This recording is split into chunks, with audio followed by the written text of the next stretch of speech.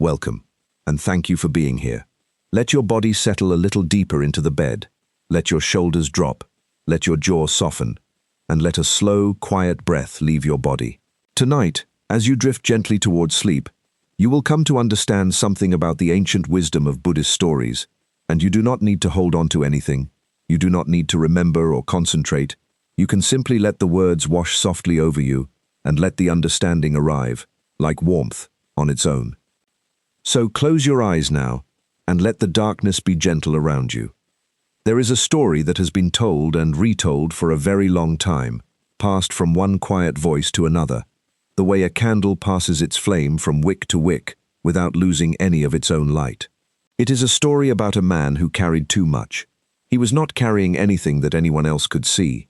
There were no heavy bags on his shoulders, no stones in his hands.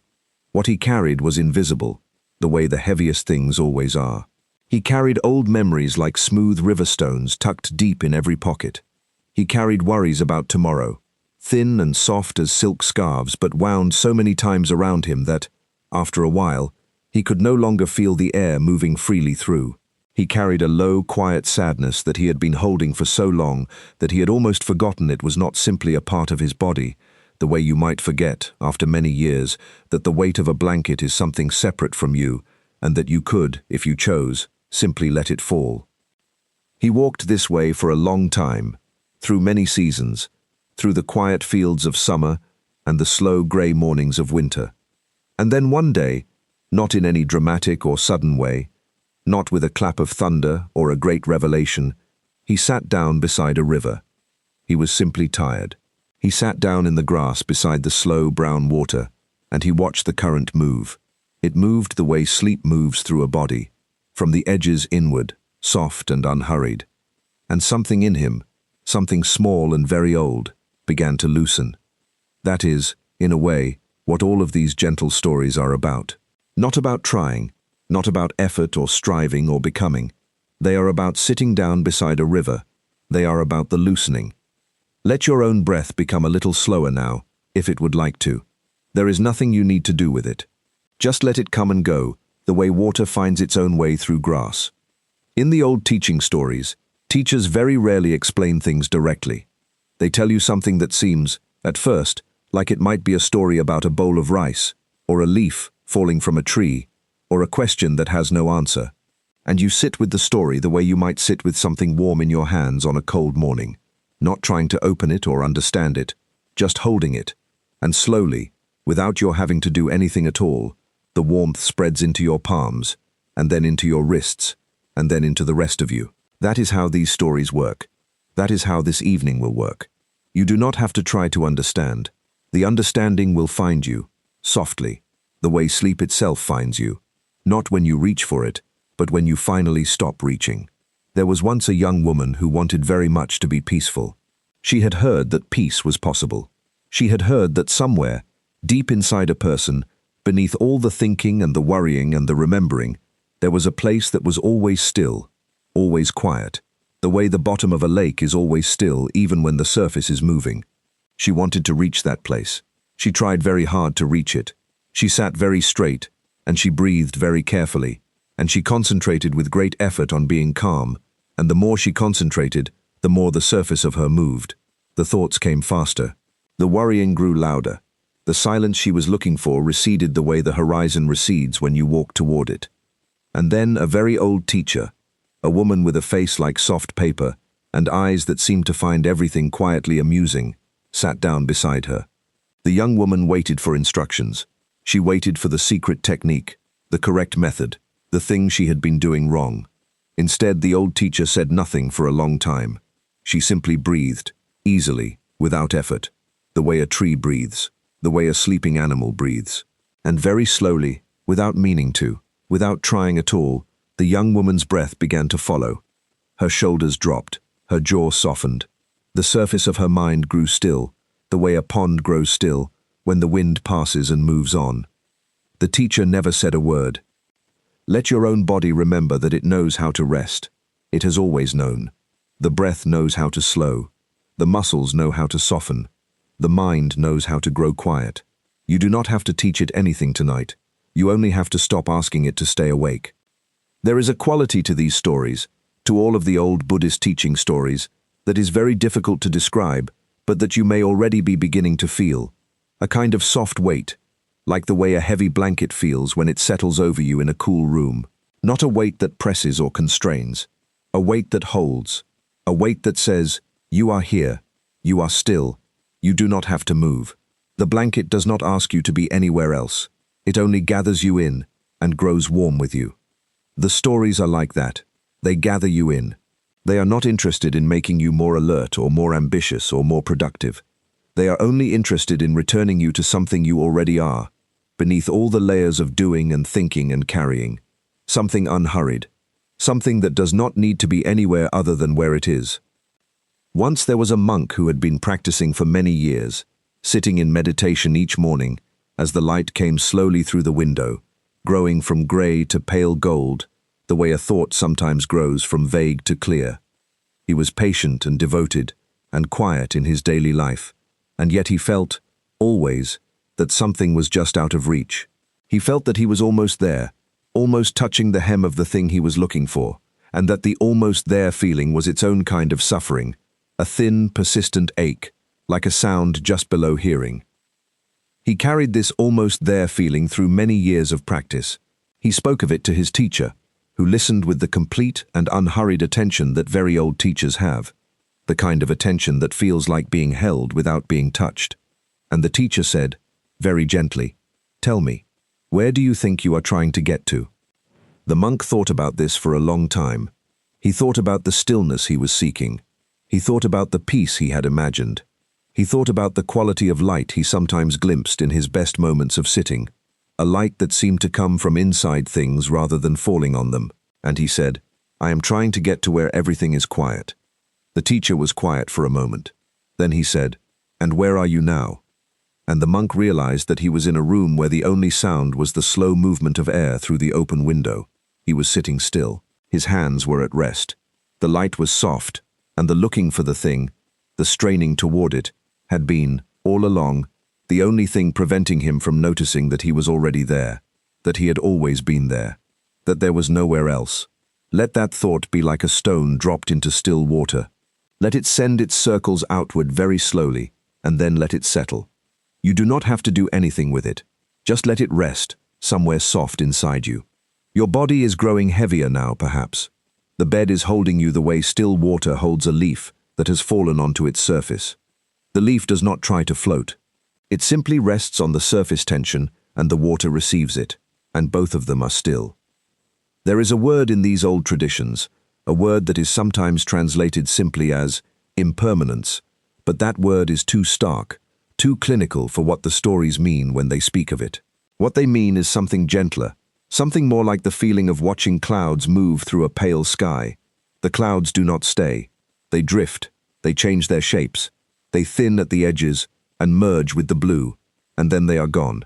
And you did not lose them so much as they completed themselves and moved on. And the sky, the quiet sky, is still there. The sky is always still there.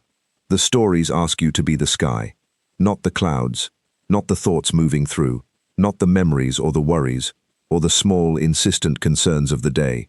The sky. The soft, open, unhurried thing that all of it moves through, and that remains. In one of the old stories, a student comes to a teacher in a state of great distress. He is agitated, his mind churning, the way water churns when a stone is thrown in hard. He says, I cannot stop thinking. The thoughts keep coming, and they are loud, and they tire me, and I do not know how to make them stop. And the teacher looks at him with a kind of deep, fond patience and says, when you sit by a road and watch the carts go past, are you obliged to climb into every cart? The student sat with this for a long time. You can sit with it too, if you would like to, though you do not have to. You can simply let it be another warm thing resting somewhere in the soft room of this evening. The thoughts you have tonight, the ones that drift past as you lie here in the dark, they are only carts on a road. They do not need you to climb in. They are going somewhere, somewhere that is not here, not this dark and quiet room, not this warm and heavy body settling deeper into the bed. They will go on without you. You can watch them go, the way you might watch distant lights move slowly across a dark hillside, without urgency, without needing to know where they are going, and then let your eyes close again and let the dark settle back in, soft and complete. There is a story about a garden. In this garden there was a gardener who had tended the same small patch of earth for so long that the earth knew his hands the way a child knows the hands of someone who has always been gentle with them. He grew simple things. He was not interested in impressive things. He grew small herbs that smelled of something warm and old when the morning dew was still on them. He grew a few quiet flowers that opened slowly and closed again at dusk without drama. He grew a pear tree that had been there longer than he had, longer than anyone could quite remember, that bore fruit in its own time, unhurried, without being asked. The gardener moved slowly through his days. Not slowly the way someone moves when they are exhausted or defeated. Slowly the way someone moves when they have no need to rush, when each small thing they touch seems worth touching properly. He would kneel in the earth for a long time, not always doing anything visible, sometimes only feeling the temperature of the soil or watching a beetle navigate a root. He had learned, over many years of tending things, that most of what a garden needs is simply to be left alone in the right conditions, that the life in things is already trying to happen, already moving toward the light and the warmth, already knowing what to do, that the gardener's job is mostly to clear away what blocks the growing, to loosen the earth so roots can move, to let the water reach where it is needed, and then to step back and trust. Let your breath deepen a little now. Let it be slow as water moving through soft ground, finding its way without effort, without haste. Let your chest rise and fall like a gentle tide, and let the tide know its own rhythm, without your needing to guide it. The old stories are often about this, about stepping back, about the surprising, counterintuitive discovery that the more you let go of the efforting, the more naturally things arrive. Peace arrives, understanding arrives, sleep arrives. Not because you reached for them and caught them, but because you opened your hands and they settled, the way birds settle on a branch only when you have been still long enough that they have forgotten to be afraid. There is a teaching that is sometimes described as the sound of one hand. People have tried to think their way to the answer for centuries and have not found it by thinking, because thinking is not the tool for this particular task. It is like trying to hear a color or to smell a number. Thinking is a wonderful tool, a warm and useful thing, and it will be there when you need it in the morning. But tonight it can rest.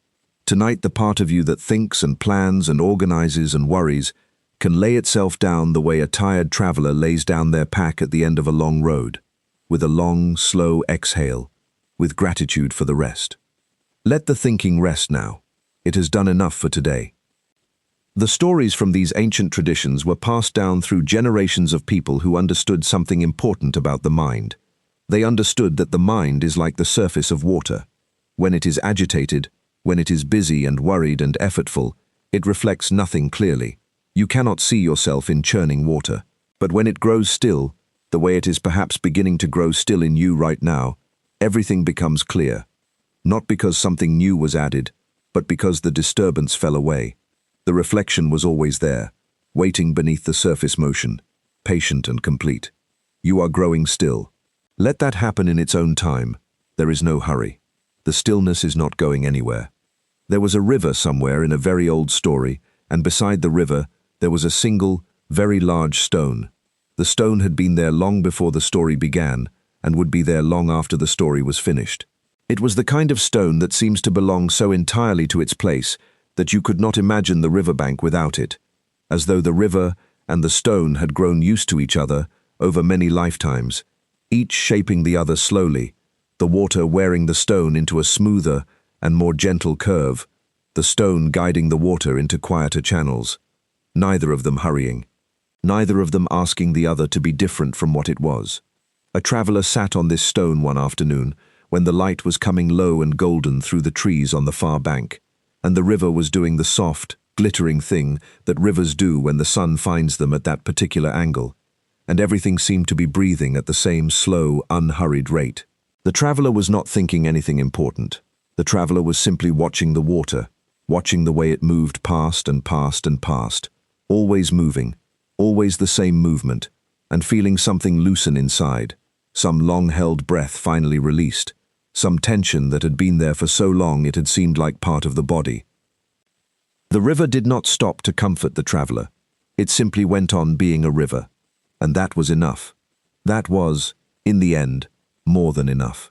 The traveler sat there until the light changed and the sky went from gold to rose to a deep and velvet blue, and the first cool stars appeared, and the water kept its quiet sound, and the stone held the traveler gently, and the whole of it was a kind of teaching that no words could have contained, a teaching delivered simply by the presence of still, unhurried things.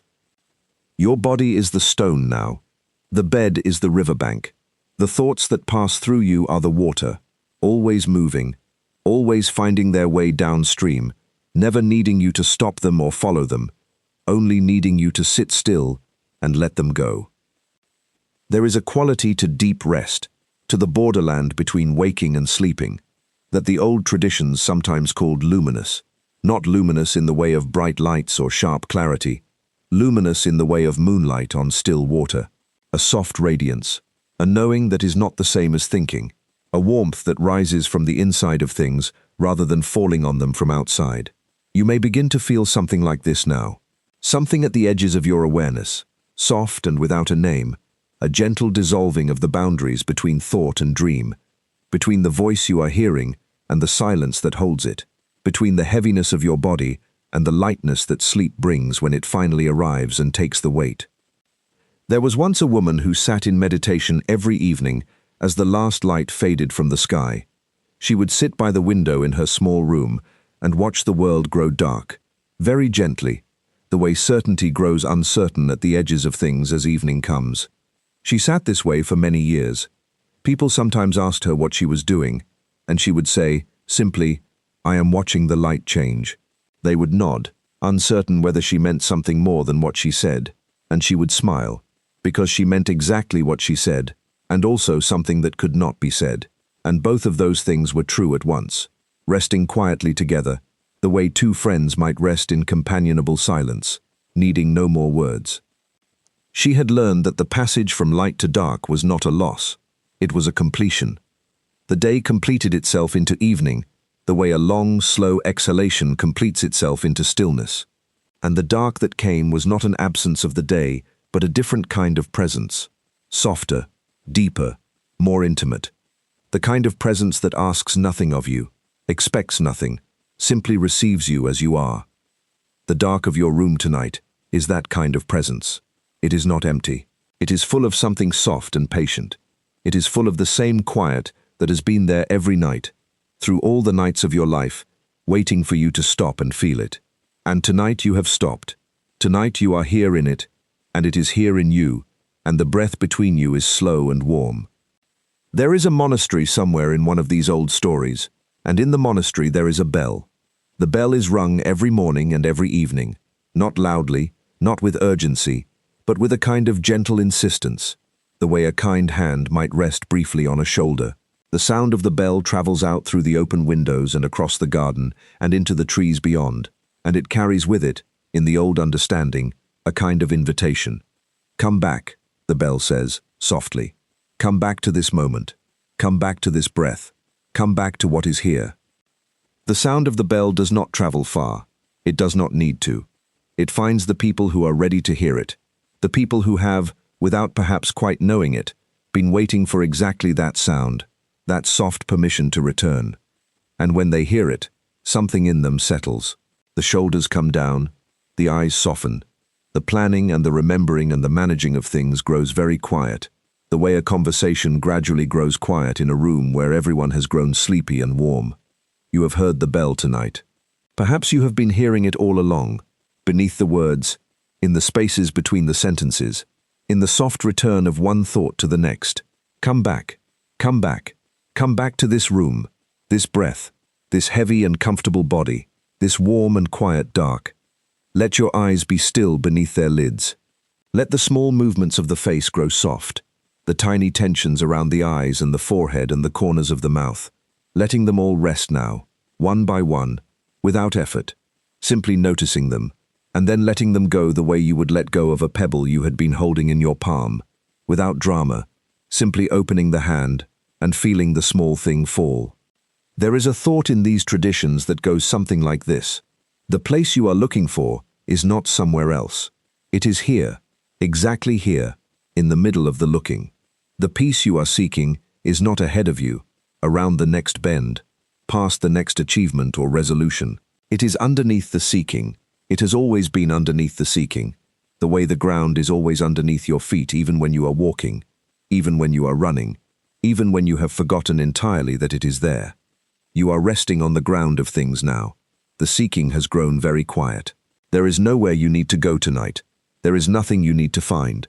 The stories will carry you, softly, through the dark, the way the current carries a leaf, without the leaf having to do anything at all, only resting on the surface of the moving water, held and carried and held. And so we drift a little deeper now.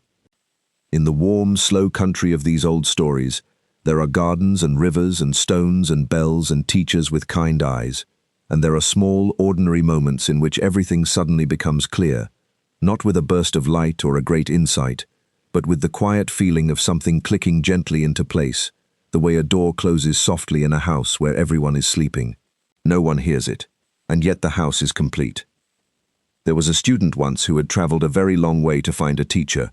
He had walked for many days through forests that grew gradually quieter and more beautiful, the deeper he went, the light falling through the canopy in long, slow columns the color of warm honey, the ground soft underfoot, with years and years of fallen leaves. He had walked past still ponds where the reflections of the sky lay perfectly clear on the surface, each cloud mirrored so completely that for a moment he was not sure which way was up, which was down, whether he was walking through the world or through the image of it. By the time he reached the place where the teacher lived, a very simple dwelling at the edge of a meadow where the trees ended and the long pale grasses began, he was so tired and so open from all the walking and the quiet that the effortful seeking part of him had grown very thin, like paper held up to the light, almost transparent. The teacher came to the door. She looked at him for a long moment with the kind of gaze that does not evaluate or measure, only sees. Then she said, "Come in, sit down, rest." And he did. And in the resting, something arrived that all the seeking had been seeking. Let that be a soft thought somewhere inside you now. Let it rest where it wants to rest. You do not have to hold it. It will hold itself. The breath is moving slowly in you. The body is growing softer and heavier, settling deeper into the bed, the way snow settles deeper into itself, on a very still night, quietly, continuously, with no drama at all, only the slow accumulation of rest upon rest upon rest. In another old story, there is simply a person sitting. That is all. Sitting in the morning quiet before the household woke, before the day began its particular kind of insistence. Sitting with a cup of something warm between the hands, feeling the heat move from the cup into the palms and from the palms into the rest of the body. Gradually, unhurriedly, the warmth finding its way through slowly, the way water finds its way through very fine sand, softening everything it touches. This person was not trying to do anything, was not trying to be wise or peaceful or spiritual, was only sitting, only being warm, only listening to the particular quality of early morning silence, which is different from the silence of other times of day, a silence that is not empty, but somehow full and expectant, the way a held breath is full, the way a field, just before snow falls, is full. And in the sitting and the warmth and the silence, something that had been knotted in this person for a long time, something old and habitual, and almost invisible from being so familiar, simply and quietly let go. The way a hand lets go of something it has been gripping, without quite knowing it was gripping, the way a held breath finally releases, not with effort, but with the soft discovery that it had been held too long. Let your own held things let go now, not by forcing, not by reaching, only by sitting, as this person sat, with the warmth and the quiet and the soft morning of whatever this moment is. Your breathing is slow, your hands are still, the room is dark and gentle around you. The words are growing softer, farther away, like music heard from another room, another house, across a quiet field at night. And the understanding that was promised to you, the gentle understanding about these old and beautiful stories, and what they carry across all this time, to rest softly in your open hands tonight. That understanding is not arriving as a thought. It is arriving the way warmth arrives, the way sleep arrives, from inside, from below, from the deep, quiet place that has always been there, always been whole, always been still. There is a light in some of these old stories that appears at unexpected moments. Not a dramatic light, not a blinding or startling light, but a soft, warm light, the kind that seems to come from within the things it illuminates, rather than from any source outside them. The old stones of a courtyard after rain, for instance, can have this light. The face of someone who has rested deeply and woken slowly. The underside of a leaf when the sun is behind it and you happen to be lying in the grass looking up. A bowl of rice in a simple room. A hand resting open on a table.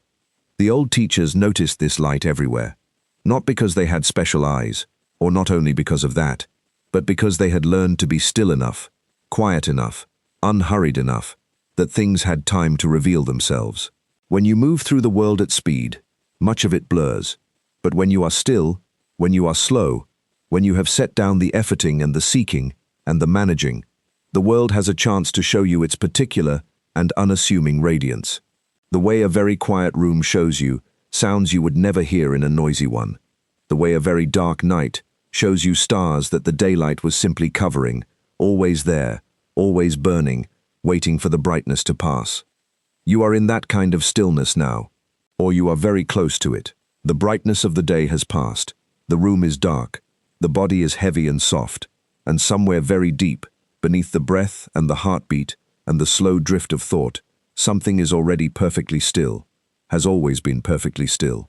A part of you that does not need to sleep because it has never been entirely awake in the way the busy world is awake. A part of you that the stories have always been about, always been quietly pointing toward, the way a gentle hand might point toward something beautiful happening just behind you, very softly, so as not to startle it away. And now the thoughts are growing slower, drifting like leaves on a river that has widened into something very calm and broad, the current so gentle now that it is almost impossible to see the water moving at all, only to sense it, and the leaves are barely drifting, barely moving, and the sky above is a deep and velvet blue, and the first stars are appearing one by one, in the silence, and the stars are not cold, not distant in the way that word distance sometimes feels, but are instead soft presences, ancient and unhurried, burning very slowly in the deep quiet of the sky, the way embers burn in a fire that has been burning for a very long time, and has settled into a kind of ease, a kind of forgetting of urgency, the flames no longer reaching or aspiring, only glowing, only being warm. There is an old image in some of these stories of the night sky as a kind of teacher. Not a teacher who speaks, not a teacher who instructs or corrects or asks anything of you, but a teacher who simply remains, who is there when you look up and there when you do not, who continues its slow and patient burning whether anyone notices or not, without needing to be noticed, without diminishing in the least, because no one happened to look up that particular night. And this kind of presence, the old stories gently suggest, is a kind of wisdom, to continue, to remain, to burn quietly and not require anything of the burning. And you, lying here now in the soft dark, are a little like that, continuing, remaining, your heart beating its slow and faithful beat without being asked to, your breath moving in and out without effort or intention, your body doing all its quiet and intricate work without any help from the part of you that plans and worries and makes lists. That part of you is very far away now, or it is very quiet, which is nearly the same thing, and what is left is something simpler and older and more at ease. In the old stories there is sometimes a word for this ease, not happiness exactly, not contentment exactly, though it includes both of those the way a wide river includes many smaller streams, many tributaries that have let themselves be gathered into something larger and more peaceful than they were on their own. This ease is more like the feeling of a hand that has been carrying something for a long time and has now been allowed to open. The object has been set down. The muscles of the hand are slowly releasing. The fingers are uncurling one by one in the dark, very gently, very slowly, and what fills the open hand now is only air, only warmth, only the soft nothing that was always waiting to be held. Let your own hands rest open if they are not already. Let them be heavy and warm, lying wherever they are lying, not holding anything, not reaching for anything. This is the gesture the old stories keep returning to, the open hand, the released grip. The body that has remembered it does not need to be a fist. There was once, in one of these gentle and fading stories, a person who carried a small, smooth stone in their pocket for many years. They had picked it up from a riverbank on a particular day, a difficult day, a day they wanted to remember, for reasons that had seemed important then, and they carried it faithfully.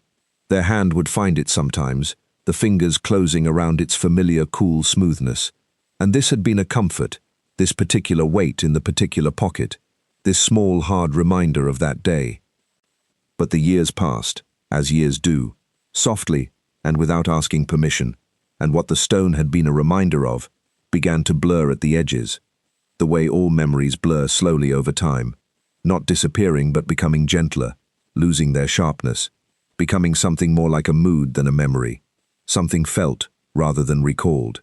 And one day, on another riverbank, quite different from the first, the person took the stone from their pocket and looked at it for a long time in the afternoon light, and it was only a stone, a beautiful stone, smooth and pale, but only a stone, and the river was right there, running its slow and ancient errand, and without quite deciding to, without making a ceremony of it, the person simply let the stone go, let it arc gently through the air, and enter the water with a small soft sound, and sink. And the river continued. The afternoon light continued. The person stood at the water's edge for a while, feeling the surprising lightness of the pocket, the surprising lightness of the hand, and then turned and walked slowly home in the long, warm light of a day that was ending the way days do, without drama, without conclusion, simply settling toward evening with the natural grace of things that have been what they were and are now becoming something else, something quieter, something dimmer, something soft. The river in that story does not hurry. It never has. It is doing what rivers do, which is to make its way toward something larger than itself by the most unhurried and meandering path available, stopping in pools along the way, circling back in gentle eddies, resting in the shade of overhanging branches, reflecting whatever sky is above it at any given moment, without preference, without clinging. A gray sky is reflected as faithfully as a blue one, a stormy sky, a sky full of stars. The river holds none of them and reflects all of them and moves on, carrying only water, only itself, only this. Your body is the river now. Your thoughts are the sky above it, passing, being reflected, moving on. Nothing is holding, nothing is gripping. The thoughts that drift through are not yours to keep or to solve or to follow. They are only weather, only the particular sky of this particular night, and the river reflects them and lets them pass and moves on in the only direction rivers move, which is toward the larger quiet. There is something the old stories understood about water that we sometimes forget in the business of living, which is that water always finds the lowest place, not because it is weak, not because it is defeated, but because in finding the lowest place, it finds its way home.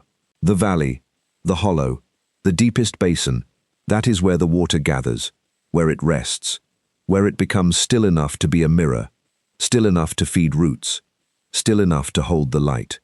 And the old teachers found something worth contemplating in this, something about the wisdom of not always seeking the high and exposed place, the prominence, the peak. Sometimes the deepest rest is in the low and sheltered place, the valley, the hollow, the place the world flows down to and gathers and stills. You have found your hollow now. The bed beneath you is the lowest place, the softest valley, and you are gathered there in the dark like water that has come to rest after a long journey over many kinds of ground, over rock and root and sand and clay, and has arrived here finally, in this dark and quiet basin, and is still. The old stories have a way of returning.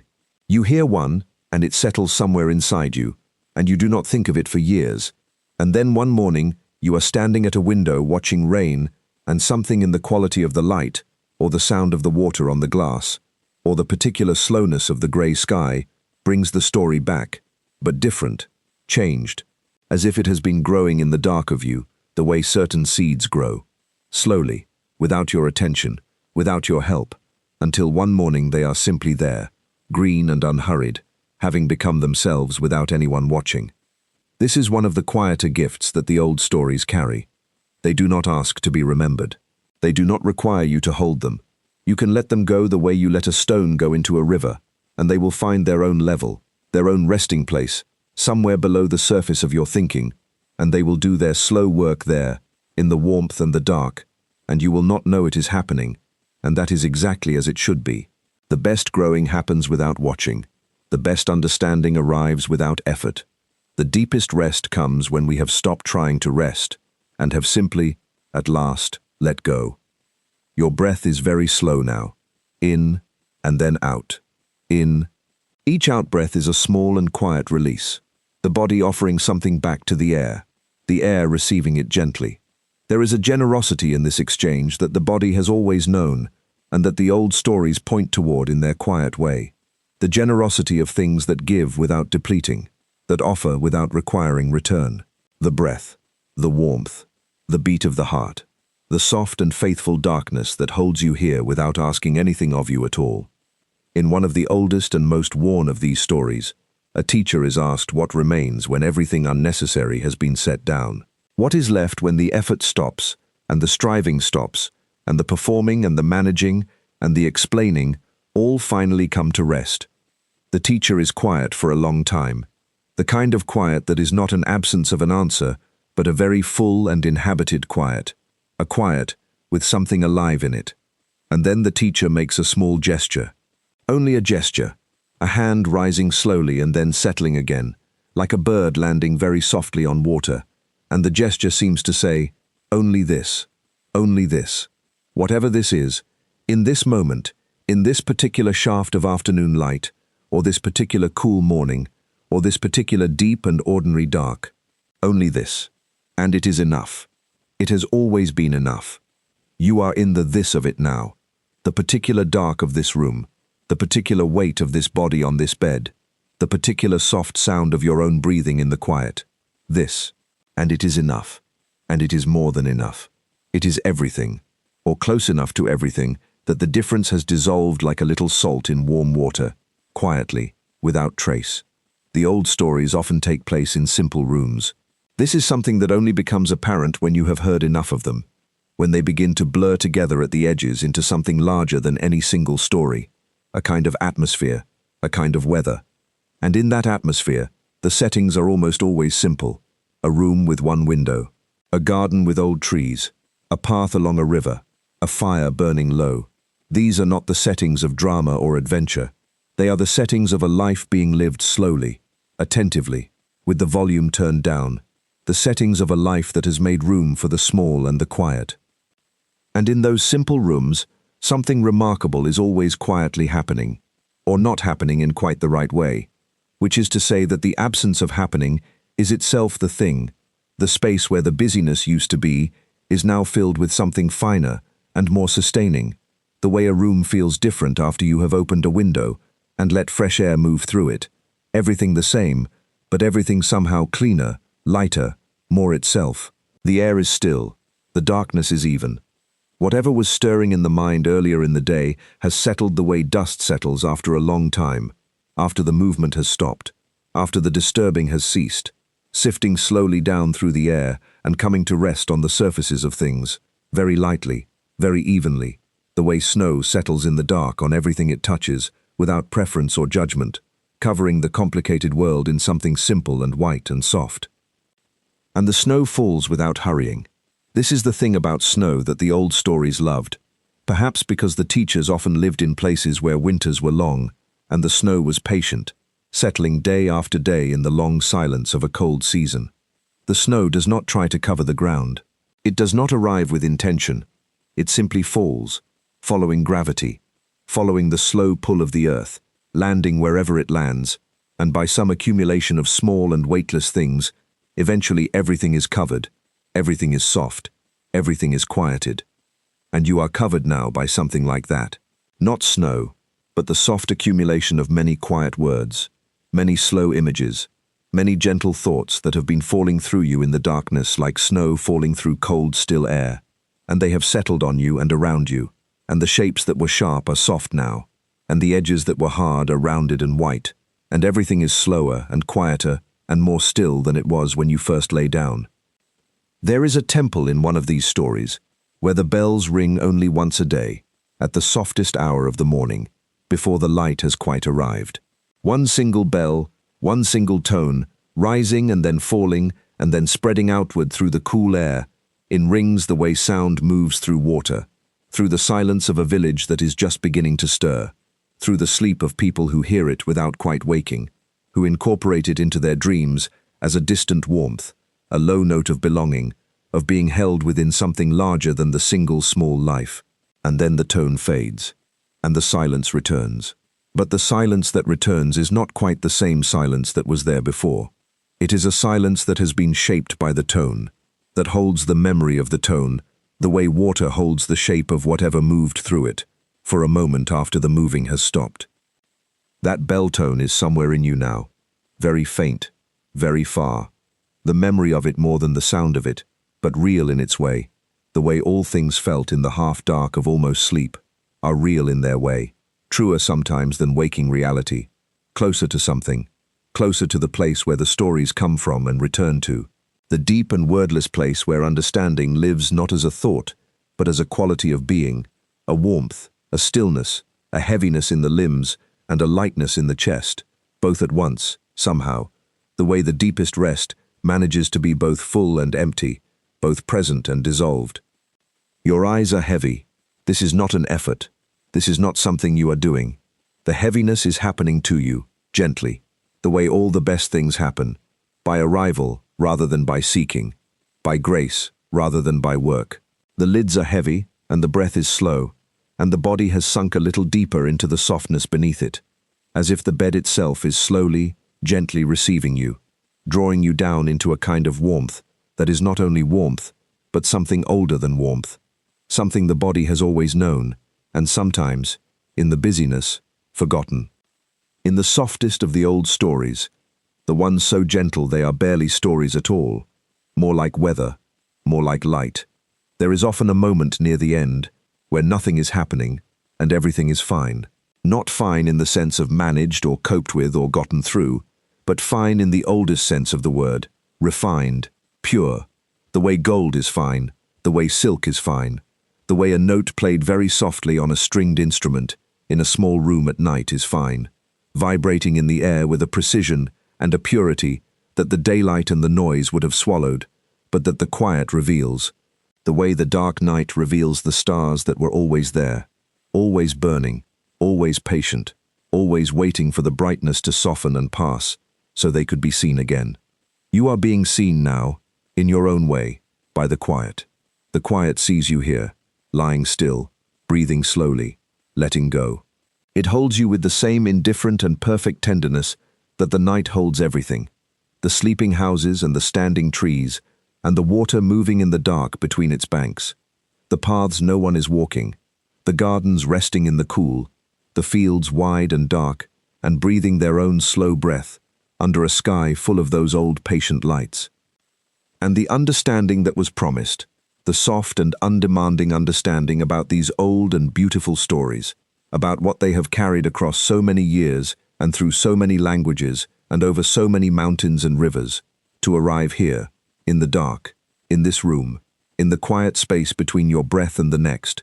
That understanding has been arriving all this time, not as a thought, never as a thought, but as this heaviness, this softness, this gradual and irreversible settling of the body into the bed, and the mind into something wider and warmer and less defined than thinking, something that does not need a name, something that is simply there, the way the ground is simply there beneath everything, the way the dark is simply here, around you now, holding you without effort, asking nothing, offering everything, the way the oldest stories offer everything they have without asking you to remember any of it, without asking you to carry anything away, only to rest here for a while in the warmth of them, in the quiet between the words, in the dark that has always been soft, and always been kind, and always been wide enough to hold you completely, every part of you, the tired parts and the uncertain parts, and the parts that have been gripping without knowing they were gripping, all of it held, all of it softened, all of it slowly, slowly dissolving into the larger quiet the way a single breath dissolves into the air and becomes part of the larger breathing, the way every exhale has ever become part of the larger breathing, offered freely, released without reservation, given back to the air that gave it, the way these stories have always been given back, passed gently from one hand to another, from one quiet voice to another quiet voice, across the years and the distances that were never quite as large as they seemed, because something in the stories made the distances soft, made the years feel like a single long and gentle night in which many people lay down and listened and let themselves be carried. There is a story, barely a story, more like a sensation, about a garden in the very early morning, before the light has decided what color it will be, when everything is simply there, in the gray and the blue of almost dawn, the grass wet with what the night left behind, the flowers still closed, the trees standing in their own quiet, the way trees always stand, not waiting, not impatient, simply being what they are, with a completeness that no amount of thinking could improve. In this garden there is a path made of flat stones, and on this path a figure walks slowly, so slowly that the walking is almost stillness, each step placed with the care of someone who understands that the ground beneath is not merely a surface to cross, but a thing to meet, a thing to thank, a thing to know with the sole of the foot, the way you can only know a thing by touching it gently and being still enough to feel what it offers back. The figure walks. The morning comes, or begins to come, so slowly you could not say when the darkness became not quite darkness, when the grey softened into the first colourless light. And what the figure is doing, in the old understanding that these stories carry, is not walking to arrive somewhere, but walking to be somewhere, to be here, on this path, in this light, with this breath, with this body that moves so gently through the world it barely disturbs it, the way a cloud moves through the sky without asking permission, without leaving anything behind except perhaps a softness in the air where it was, a slight cooling, a memory of shade. You have walked like this, or something in you has, not always with the feet. Sometimes the mind walks like this, in the in-between moments, the moments between doing and doing, when you are simply here, simply breathing, simply existing without agenda, and the world for a moment is not a problem to solve, but a place to be in, a warmth to sit inside, a quiet to let wash over the tired places and soften them the way warm water softens everything it is allowed to touch for long enough. Let the shoulders sink a little now, if they are willing. There is nothing they need to hold. The old teachers, in the stories that have traveled so far to reach this room, often spoke of something they called the original face, not a face you make or choose or earn, but the face that was there before the making of faces began, before the world taught you what expression to wear, before the long and tiring project of becoming someone recognizable to others. The original face, they said, is not hidden. It is not buried. It is not waiting at the end of some long and difficult road. It is simply here, under everything, the way the breath is simply here, not manufactured, not performed, not something you have to remember to do, but something that happens in you and through you, something that was happening before you knew the word for it, and will go on happening, quietly, in the dark, as the thinking stops and the rest begins. The rest that is beginning now, in this room, in this body, is part of a very long rest that has been resting in these stories for a very long time. The stories rest too. Between the tellings they rest, folded into the quiet, the way seeds rest in winter, not doing anything visible, not going anywhere, but holding within them everything they will ever become, every green and tender thing that will one day open slowly towards some future warmth. And when the telling comes again, when a soft voice in a quiet room opens the story into the air, it is not so much a creation as a waking, a gentle waking, a slow opening of something that was always there and always whole and always patient. You are like this. The rest of you is always there, patient, under the movement and the noise and the bright business of the day. And now the day has folded itself away, and the rest has room to spread, to fill the spaces the day leaves behind, to settle into the arms and the legs and the spaces between thoughts, warm and unhurried, the way water fills any vessel it is poured into, perfectly, without effort, touching every surface with the same even and undemanding gentleness. There is another story, or the shadow of a story, about a room where someone sits very still for a very long time, doing nothing that can be named, holding nothing, wanting nothing, and discovering in that wanting nothing a fullness so quiet and so complete that the word fullness is almost too loud for it, almost too much. Because what is there is not the presence of something added, but the absence of something subtracted, the falling away of the weight that is not known as weight until it is gone, the way you do not notice the sound of the rain until it stops, and the silence arrives with its particular texture, its particular quality of having been washed and softened. In that room, the sitting person is not becoming anything, not improving, not achieving. The old stories are very gentle on this point, returning to it again and again the way water returns to the low places, not because they are trying to make a point, but because this is simply where the water goes. This is simply what the stories know, that the doing and the becoming and the striving can rest, can be set down the way you set down something you have been carrying for so long you forgot you were carrying it, and then you set it down, and your hands are open, and your arms are light, and you stand for a moment in the new lightness wondering at it, at how the absence of the weight is itself a kind of gift, a soft and unexpected gift, the kind that no one could have wrapped or planned, only received. Something is being set down now, in this room, in this body. You do not have to know what it is. It does not need a name. The body knows the setting down even when the mind has no word for it, the way the body knows sleep before the mind agrees to it, the way the heaviness comes first and the understanding follows, or does not follow, because the understanding is not required. The rest does not need you to understand it to receive it. It only needs you to be here, lying still, breathing slowly, letting the warm dark hold what it is holding. The stories that have come from quiet places, from mountain places, from the places where the world is very large and the human life inside it is very small, in the most comforting of ways, the way being small can be comforting, when the largeness around you is kind. Those stories carry something in them that is hard to name, because it lives between the words rather than in them, the way the music lives in the spaces between the notes, as much as in the notes themselves, the silences that are not empty but shaped, silences that hold the shape of what came before, the way the air in a room holds warmth long after the fire has been banked and quieted. What those stories carry is something like permission, a very old and very soft permission. Permission to not know, permission to be uncertain, and to rest in the uncertainty the way you rest in a warm room, without needing to understand the architecture of the walls, without needing to know who built it or how the roof holds, only feeling the warmth and the shelter, and being grateful in a way that does not even rise to the level of a thought, only a loosening, a sigh, a sinking deeper. The breath is slow now, in and out. The body has its own wisdom about this and does not need to be told.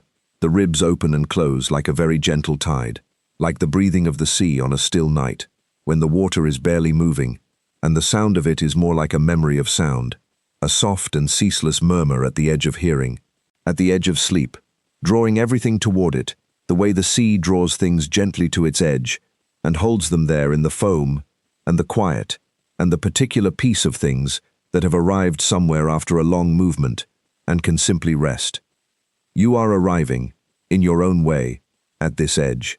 You have been traveling all day, in the ways that days ask you to travel, through all the distances that have nothing to do with miles, through the distances between people, through the distances between what is wanted and what is, through the small and large efforts that the day requires, and now the traveling is over, and the arriving is happening, gently, the way arriving always feels when you have traveled far enough, not like a door opening but like a loosening, a release, the end of needing to go anywhere else.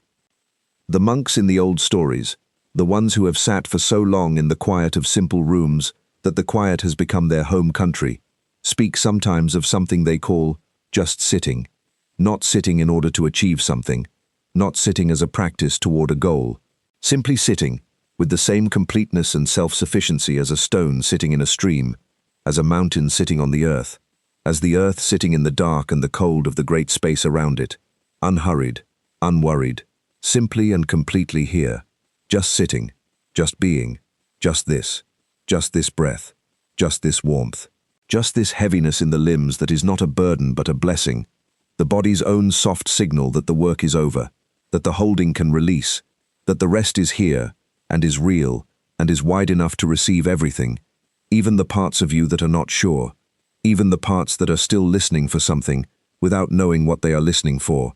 Even those parts can rest now, can be carried the way the stream carries the leaf, not demanding anything of it, not asking it to be different, only bearing it gently downstream through the dark and the quiet, towards something that is not an ending, but a deepening, a softening, a dissolution into the larger body of the water, the larger body of the quiet, the larger body of all the rest that has ever been rested, and all the sleep that has ever been slept, and all the long and gentle nights that have held everything that has ever needed holding.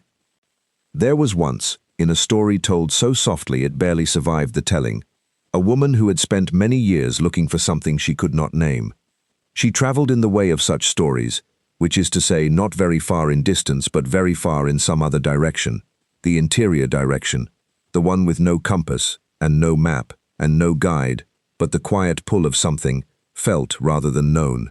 And one evening she sat at the edge of a body of water, a lake perhaps, or a very wide and slow river, the kind that has given up hurrying, and simply moves with a certainty so deep it resembles stillness. And she watched the last of the light leave the water, and the water darken slowly, and the first of the stars appear in the water, before she could find them in the sky, the water always a little ahead, always a little more willing to receive the light than the eye that searches for it.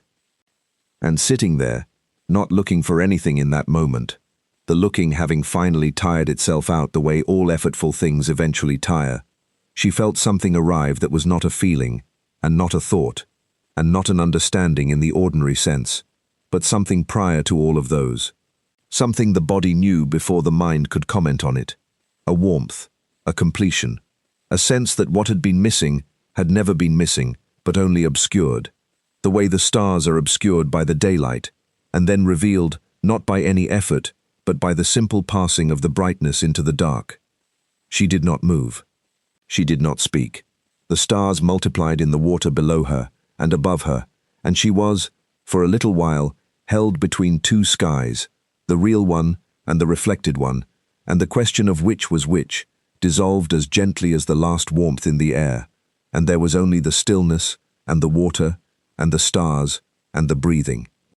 The breathing that is in you now is the same breathing, not the same breath, not the same body, but the same breathing, the same ancient and continuous act of receiving and releasing, of taking in and letting go, the rhythm that has been going on in living things since before there were words for any of it, before there were stories, before there were voices to carry the stories into the quiet of rooms where people lie in the dark and let themselves be carried gently away from the day and into the larger dark that is not frightening but familiar, not empty but full, in the way that silence is full, the way a room is full of air, even when it seems to hold nothing, the way you are full, even now, lying here, even in the stillness and the quiet, even in the almost sleep that is no longer almost, that is simply here, simply and completely here, the way the word itself sounds when it is said slowly enough, here, the breath inside the word, the small opening of it,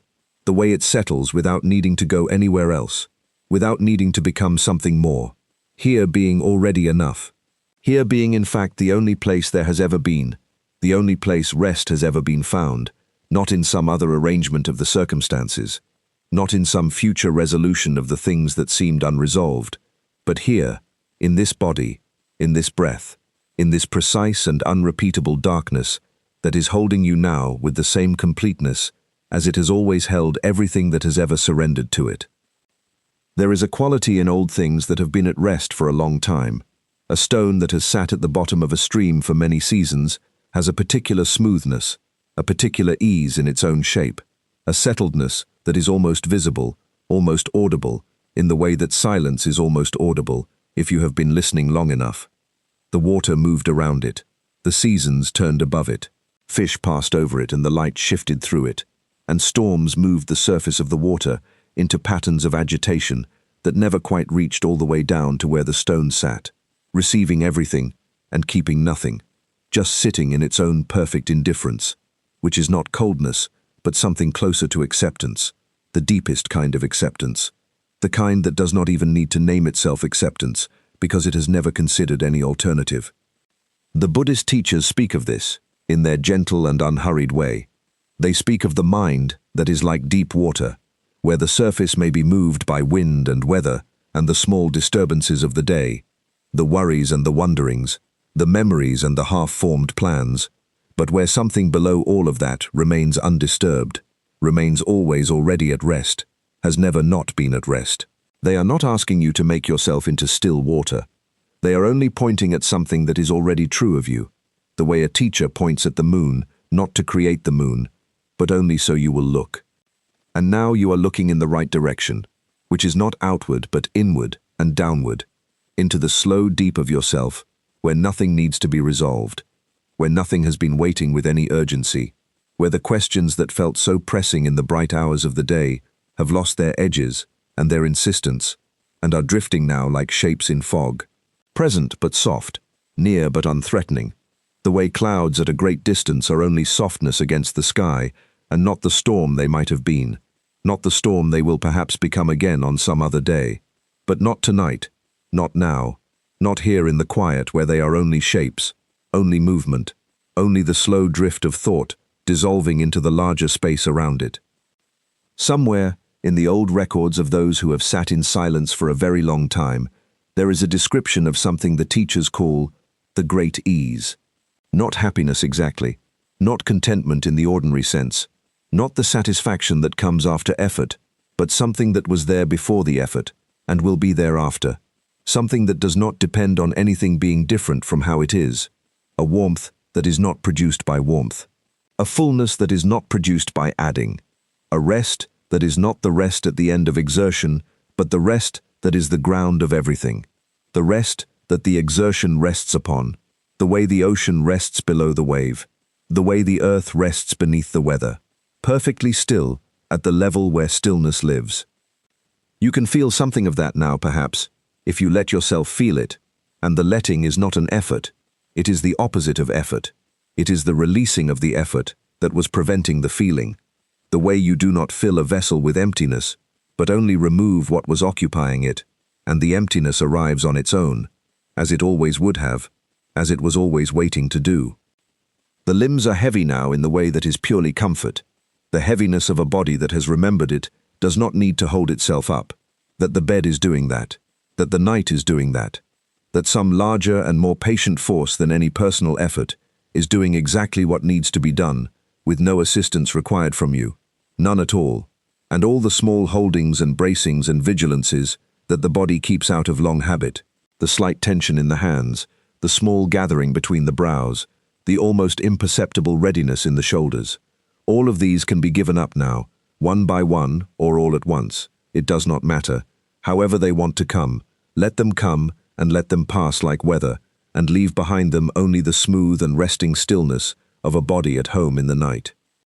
There was, in a tradition very old and very quiet, the understanding that sleep is not an absence, that the one who sleeps does not go away, that what enters sleep is not a diminishment of the person, but a return of the person to something larger, a re-immersion in the source, a settling back into the groundwater from which the individual stream arises, and into which it eventually and peacefully returns. The sleep was understood as a kind of homecoming.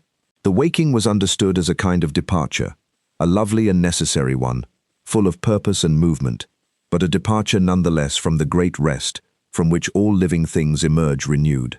Your own hands, wherever they are resting now, can feel something of this. The fingers can uncurl a little more if they have not already. The palms can soften. The small conversations that the muscles were having with each other in their low and habitual way can slow and quieten, and eventually let themselves trail off, the way voices trail off when the evening deepens, and there is no more need for words, and the companionable silence is better than any sentence that might follow. Rest in it now. Let the last of the waking loosen. Let the eyes be still behind their closed lids. Let the hands be open. Let the breath go where the breath goes. There is nothing to remember. There is nothing to understand. There is nothing to carry. Only this. Only the warm weight of the body. only the slow dark, only the breath, softer now, and softer, and the quiet growing deeper and deeper. The garden in the early morning, the dew on the leaf, the unnamed sky, the monk sitting in the dark that was always there, the stone in the water in the stream, the night in the turning, the breath, the warm and the still and the deep, all held, all resting, all home.